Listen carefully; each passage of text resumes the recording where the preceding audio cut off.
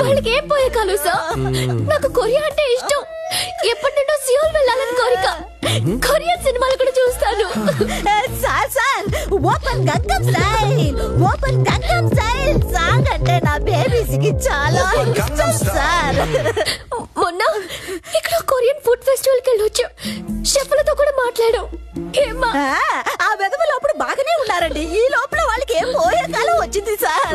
మరి పోయే కాలం వచ్చుద్దిగా. నాకు తెలిసి ఈ పాటికి కొరియా షిప్పింగ్ అయిపోయి ఉంటుంది కూడా.